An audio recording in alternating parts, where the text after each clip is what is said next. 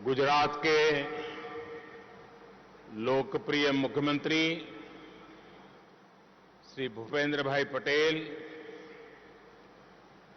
संसद में मेरे सहयोगी श्री सी.आर. पाटिल, गुजरात सरकार में मंत्री भाई जगदीश पंचाल, हर्ष संघवी, अहमदाबाद के मेयर किरीट भाई, केवीआईसी के चेयरमैन मनोज जी, अन्य सभी महानुभाव और गुजरात के कोने कोने से आए हुए मेरे प्यारे भाइयों और बहनों, साबरमती का ये किनारा आज धन्य हो गया है। आजादी के 75 वर्ष पूरे होने के उपलक्ष्य में 7,500 बहनों बेटियों ने एक साथ चरखे पर सूत काटकर नया इतिहास रच दिया है।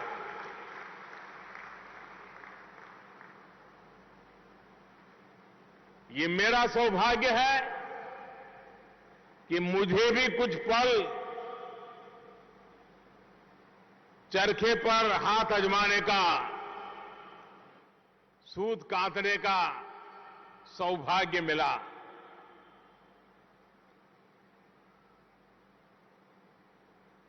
मेरे लिए आज ये चरखा चलाना कुछ भावुक पल भी थी। मुझे मेरे बचपन की ओर ले गई, क्योंकि हमारे छोटे से घर में एक कोने में ये सारी चीजें रहती थी और हमारी मां आर्थिक उपार्जन को ध्यान में रखते हुए जब भी समय मिलता था वो सूत काटने के लिए बैठती थी। आज वो चित्र भी मेरे ध्यान में फिर से एक बार पुनस्मरण हो आया। और जब इस सारी चीजों को मैं देखता हूं, आज या पहले भी, कभी कभी मुझे लगता है कि जैसे एक भक्त भगवान की पूजा जिस प्रकार से करता है, जिन पूजा की सामग्री का उपयोग करता है, ऐसा लगता है इस सूत काटने की प्रक्रिया भी जैसे ईश्वर की आराधना से कम नहीं है। जैसे चरखा आजादी के आंदोलन में देश की धड़कन बन गया था, वैसा ही स्पंदन आज मैं यहां साबरमती के तट पर महसूस कर रहा हूं। मुझे विश्वास है कि यहां मौजूद सभी लोग इस आयोजन को देख रहे सभी लोग आज यहां खादी उत्सव की ऊर्जा को महसूस कर रहे होंगे। आजादी के अमृत महोत्सव में देश ने आज खादी महोत्सव करके अपने स्वतंत्रता सेनानियों को बहुत सुंदर उपहार दिया है। आज ही गुजरात राज्य खादी ग्रामोद्योग बोर्ड की नई बिल्डिंग और साबरमती नदी पर भव्य अटल ब्रिज का भी लोकार्पण हुआ है। मैं अहमदाबाद के लोगों को गुजरात के लोगों को आज इस एक नए पड़ाव पर आकर के हम आगे बढ़ रहे हैं, तब बहुत बहुत बधाई देता हूं, बहुत बहुत शुभकामनाएं देता हूं। साथियों, अटल ब्रिज साबरमती नदी को दो किनारों को ही आपस में नहीं जोड़ रहा, बल्कि डिजाइन और इनोवेशन में भी अभूतपूर्व है। इसकी डिजाइन में गुजरात के मशहूर पतंग महोत्सव का भी ध्यान रखा गया है।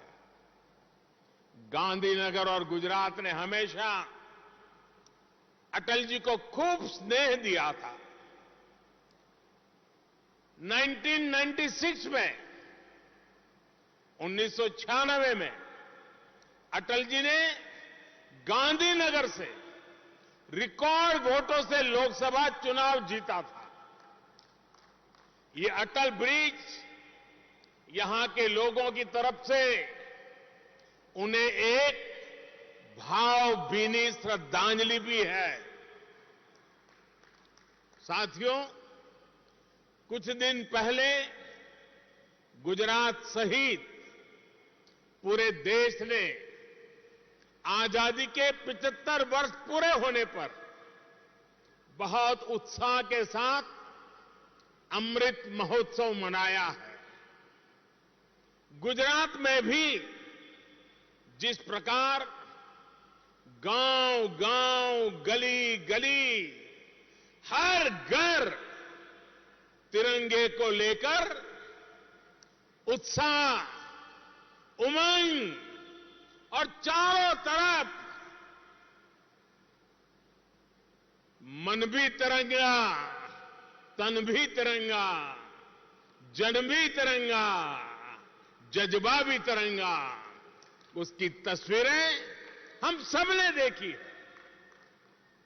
यहां जो तिरंगा रैलियां निकली, प्रभात फेरियां निकली, उनमें राष्ट्रभक्ति का ज्वार तो था ही, अमृत काल में विकसित भारत के निर्माण का संकल्प भी रहा। यही संकल्प आज यहां खादी उत्सव में भी दिख रहा है। चरखे पर सूत कातने वाले आपके हाथ भविष्य के भारत का ताना बाना बुन रहे हैं। साथियों, इतिहास साक्षी है कि खादी का एक धागा आजादी के आंदोलन की ताकत बन गया। उसने गुलामी की जंजीरों को तोड़ दिया। खादी का वही धागा विकसित भारत के प्रण को पूरा करने का, आत्मनिर्भर भारत के सपने को पूरा करने का प्रेरणा स्रोत भी बन सकता है। जैसे एक दिया, चाहे वो कितना ही छोटा क्यों ना हो, वो अंधेरे को परास्त कर देता है। वैसे ही खादी जैसी हमारी परंपरागत शक्ति भारत को नई ऊंचाई पर ले जाने की प्रेरणा भी बन सकती है। और इसलिए ये खादी उत्सव स्वतंत्रता आंदोलन के इतिहास को पुनर्जीवित करने का प्रयास है। ये खादी उत्सव भविष्य के उज्जवल भारत के संकल्प को पूरा करने की प्रेरणा है। साथियों, इस बार 15 अगस्त को लाल किले से मैंने पंच प्राणों की बात कही है। आज साबरमती के तट पर इस पुण्य प्रवाह के सामने, ये पवित्र स्थान पर मैं पंच प्राणों को फिर से दोहराना चाहता हूं। पहला, देश के सामने विराट लक्ष्य, विकसित भारत बनाने का लक्ष्य। दूसरा, गुलामी की मानसिकता का पूरी तरह त्याग। तीसरा, अपनी विरासत पर गर्व। चौथा, राष्ट्र की एकता बढ़ाने का पुरजोर प्रयास। और पांचवा, हर नागरिक का कर्तव्य। आज का ये खादी उत्सव इन पंच प्राणों का एक सुंदर प्रतिबिंब भी है। इस खादी उत्सव में एक विराट लक्ष्य, अपनी विरासत का गर्व, जनभागीदारी, अपना कर्तव्य, सब कुछ समाहित है, सबका समागम है। हमारी खादी भी गुलामी की मानसिकता की बहुत बड़ी भुक्तभोगी रही है। आजादी के आंदोलन के समय जिस खादी ने हमें स्वदेशी का एहसास कराया, आजादी के बाद उसी खादी को अपमानित नजरों से देखा गया। आजादी के आंदोलन के समय जिस खादी को गांधी जी ने देश का स्वाभिमान बनाया, उसी खादी को आजादी के बाद हीन भावना से भर दिया गया। इस वजह से खादी और खादी से जुड़ा ग्रामोद्योग पूरी तरह तबाह हो गया। खादी की ये स्थिति विशेष रूप से गुजरात के लिए बहुत ही पीड़ादायक थी, क्योंकि गुजरात का खादी से बहुत खास रिश्ता रहा है। साथियों, मुझे खुशी है कि खादी को एक बार फिर जीवन दान देने का काम गुजरात की इस धरती ने किया है। मुझे याद है, खादी की स्थिति सुधारने के लिए 2003 में हमने गांधी जी के जन्म स्थान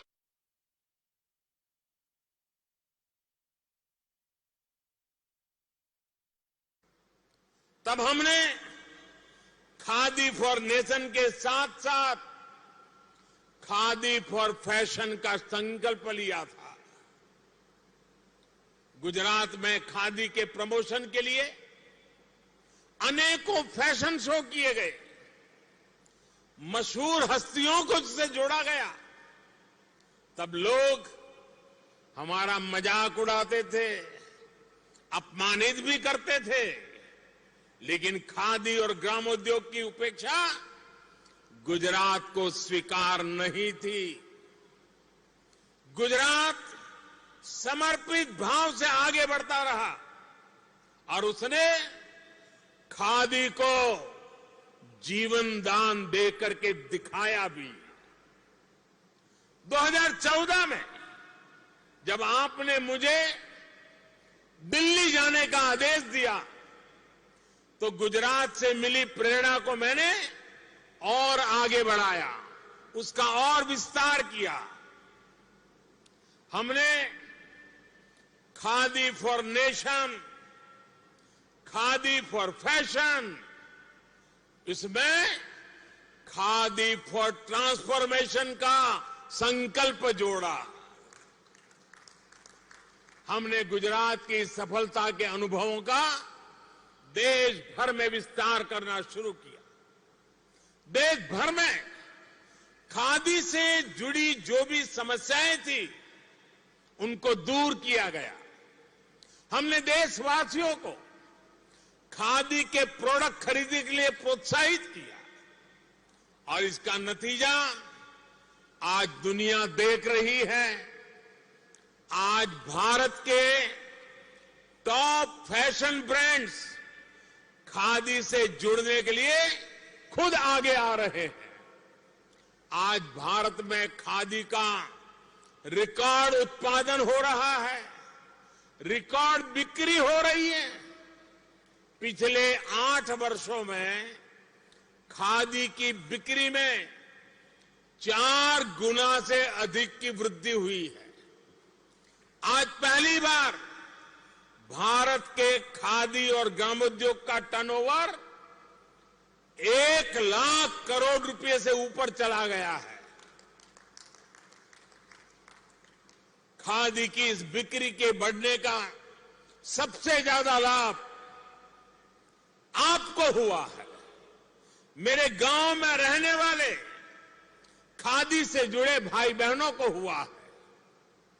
खादी की बिक्री बढ़ने की वजह से गांवों में ज्यादा पैसा गया है, गांवों में ज्यादा लोगों को रोजगार मिला है। विशेष रूप से हमारी माताओं बहनों का सशक्तिकरण हुआ है। पिछले 8 वर्षों में सिर्फ खादी और ग्रामोद्योग में 2.25 करोड़ नए रोजगार पैदा हुए हैं। और साथियों, गुजरात में तो अब ग्रीन खादी का अभियान भी चल पड़ा है। यहां अब सोलर चरखे से खादी बनाई जा रही है, कारीगरों को सोलर चरखे दिए जा रहे हैं। यानी गुजरात फिर एक बार नया रास्ता दिखा रहा है।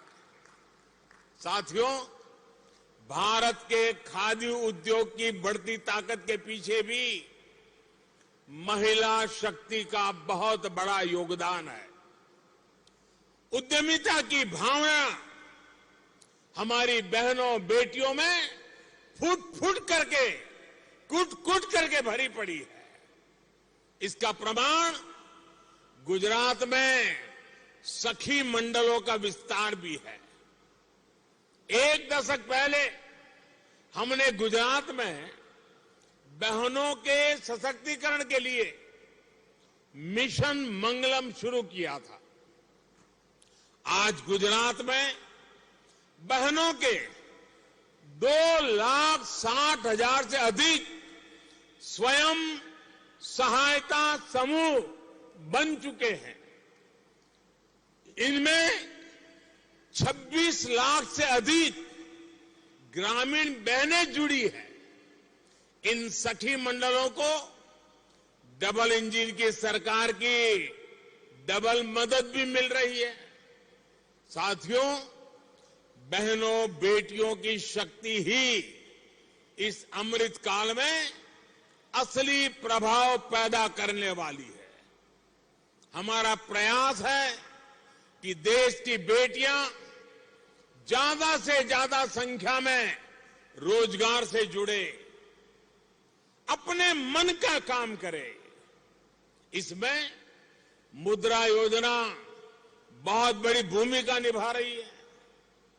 एक जमाना था जब छोटा मोटा लोन लेने के लिए भी बहनों को जगह जगह चक्कर काटने पड़ते थे।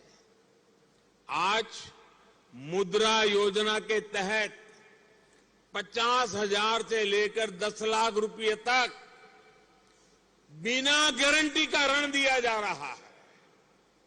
देश में करोड़ों बहनों बेटियों ने मुद्रा योजना के तहत लोन लेकर पहली बार अपना कारोबार शुरू किया है।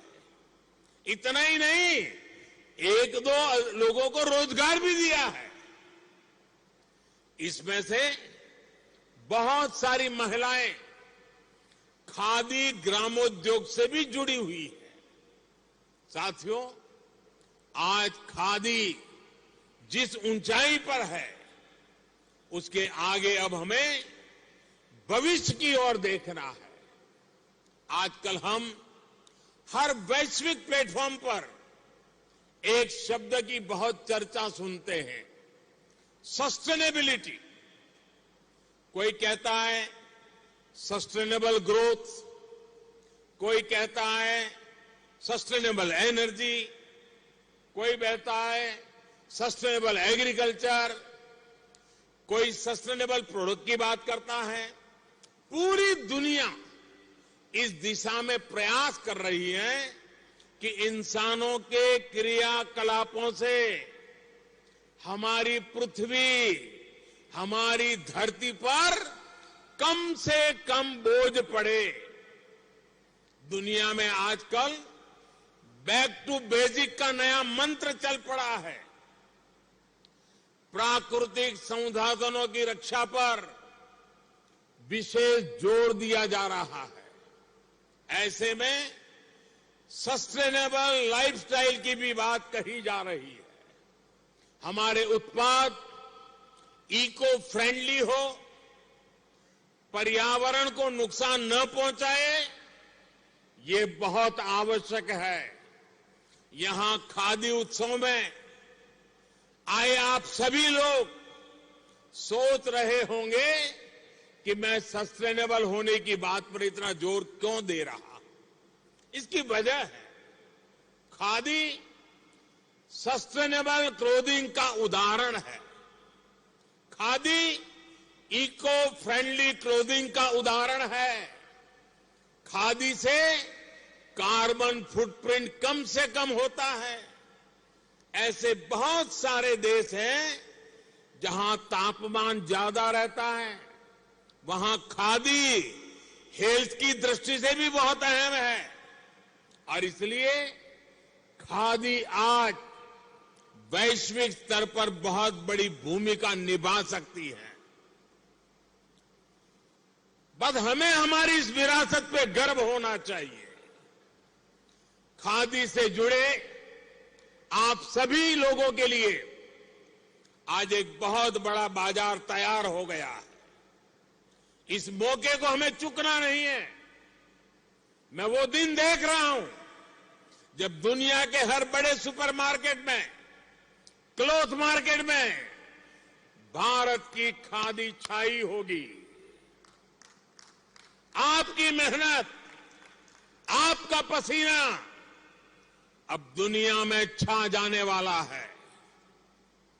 जलवायु परिवर्तन के बीच अब खादी की डिमांड और तेजी से बढ़ने वाली है। खादी को लोकल से ग्लोबल होने से अब कोई शक्ति रोक नहीं सकती है। साथियों, आज साबरमती के तट से मैं देश भर के लोगों से एक अपील भी करना चाहता हूं। आने वाले त्योहारों में इस बार खादी ग्रामोद्योग में बना उत्पाद ही उपहार में दें। आपके पास घर में भी अलग अलग तरह के फैब्रिक से बने कपड़े हो सकते हैं, लेकिन उसमें आप थोड़ी जगह खादी को भी जरा दे देंगे तो वोकल फॉर लोकल अभियान को और गति मिलेगी। किसी गरीब के जीवन को सुधारने में मदद होगी। आप में से जो भी विदेश में रह रहे हैं, अपने किसी रिश्तेदार या मित्र के पास जा रहा हो तो वो भी गिफ्ट के तौर पर खादी का एक प्रोडक्ट साथ ले जाएं। इससे खादी को तो बढ़ावा मिलेगा ही, साथ ही दूसरे देश के नागरिकों में खादी को लेकर जागरूकता भी आएगी। साथियों, जो देश अपना इतिहास भूल जाते हैं, वो देश नया इतिहास बना भी नहीं पाते। खादी हमारे इतिहास का, हमारी विरासत का अभिन्न हिस्सा है। जब हम अपनी विरासत पर गर्व करते हैं, तो दुनिया भी उसे मान और सम्मान देती है। इसका एक उदाहरण भारत की टॉय इंडस्ट्री भी है। खिलौने, भारतीय परंपराओं पर आधारित खिलौने प्रकृति के लिए भी अच्छे होते हैं, बच्चों के स्वास्थ्य का भी नुकसान नहीं पहुंचाते। लेकिन बीते दशकों में विदेशी खिलौनों की होड़ में भारत की अपनी समृद्ध टॉय इंडस्ट्री तबाह हो रही थी। सरकार के प्रयास से खिलौना उद्योगों से जुड़े हमारे भाई बहनों के परिश्रम से अब स्थिति बदलने लगी है। अब विदेश से मंगाए जाने वाले खिलौनों में भारी गिरावट आई है। वहीं भारतीय खिलौने ज्यादा से ज्यादा दुनिया के बाजारों में अपनी जगह बना रहे हैं। इसका बहुत बड़ा लाभ हमारे छोटे उद्योगों को हुआ है, कारीगरों को, श्रमिकों को, विश्वकर्मा समाज के लोगों को हुआ है। साथियों, सरकार के प्रयासों से हैंडीक्राफ्ट का निर्यात, हाथ से बुनी कालीनों का निर्यात भी बढ़ रहा है। आज 2 लाख से ज्यादा बुनकर और हस्तशिल्पी कारीगर जेम पोर्टल से जुड़े हुए हैं और सरकार को आसानी से अपना सामान बेच रहे हैं। साथियों, कोरोना के इस संकट काल में भी हमारी सरकार अपने हस्तशिल्प कारीगरों, बुनकरों, कुटीर उद्योग से जुड़े भाई बहनों के साथ खड़ी रही है। लघु उद्योगों को, एमएसएमई को आर्थिक मदद देकर सरकार ने करोड़ों रोजगार जाने से बचाए हैं। भाइयों और बहनों, अमृत महोत्सव की शुरुआत पिछले वर्ष मार्च में दांडी यात्रा की वर्षगांठ पर साबरमती आश्रम से हुई थी।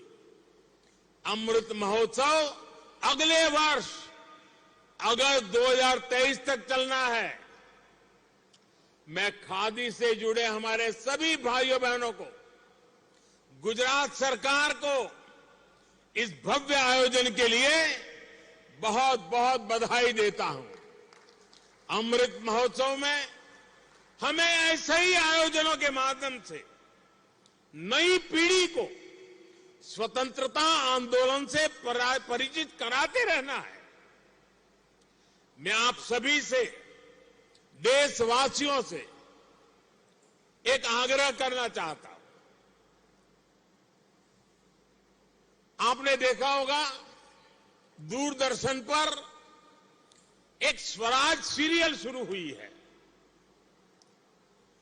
आप देश के आजादी के लिए, देश के स्वाभिमान के लिए हिंदुस्तान के कोने कोने में क्या संघर्ष हुआ, क्या बलिदान हुए, इस सीरियल में स्वतंत्रता आंदोलन से जुड़ी गाथाओं को बहुत विस्तार से दिखाया जा रहा है।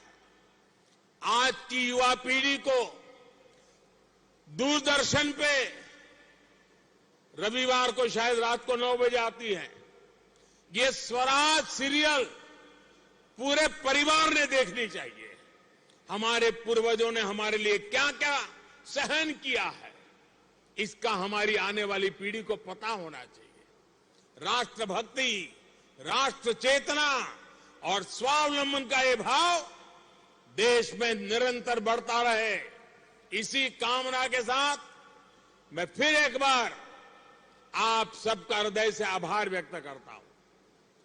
मारे विशेष रूपे हमारी यहां माताओं बहनों ने પણ પ્રણામ કરવા છે, કારણ આ ચરખો ચલાવવો એ પણ એક પ્રકારની સાધના છે।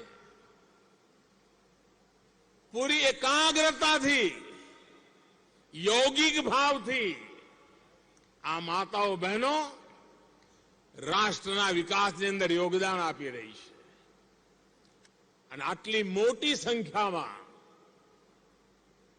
ઇતિહાસમાં પહેલી વાર આ ઘટના ઘટી હશે।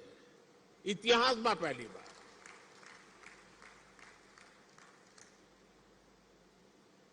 જે લોકો વર્ષોથી આ વિચાર સાથે જોડાયેલા છે, આ આંદોલન સાથે જોડાયેલા છે, એવા સૌ મિત્રોને મારી વિનંતી છે કે અત્યાર સુધી આપણે જે પદ્ધતિથી કામ કર્યું છે, જે રીતે કામ કર્યું છે, આજે ભારત સરકાર દ્વારા મહાત્મા ગાંધીના આ મૂલ્યોને ફરી એકવાર પ્રાણવાન બનાવવાના જે પ્રયાસ ચાલી રહ્યા છે, એને સમજવાનો પ્રયાસ થાય, એનો સ્વીકાર કરીને આગળ વધવામાં મદદ થાય. એના માટે હું આવા સૌ સાથીઓને નિમંત્રણ આપું છું. આવો આપણે સાથે મળીને આઝાદીના અમૃત મહોત્સવમાં પૂજ્ય બાપુએ જે મહાન પરંપરા ઉભી કરી છે, જે પરંપરાઓ ભારતના ઉજ્જવળ ભવિષ્યનો આધાર બની શકે એમ છે, એના માટે પૂરી શક્તિ લગાવીએ, સામર્થ્ય જોડીએ, કર્તવ્ય ભાવ નિભાવીએ અને વિરાસત પર ગર્વ કરીને આગળ વધીએ. એ જ અપેક્ષા સાથે ફરી એકવાર આ સૌ માતાઓ બહેનોને આદરપૂર્વક નમન કરીને મારી વાત પૂર્ણ કરું છું. ધન્યવાદ.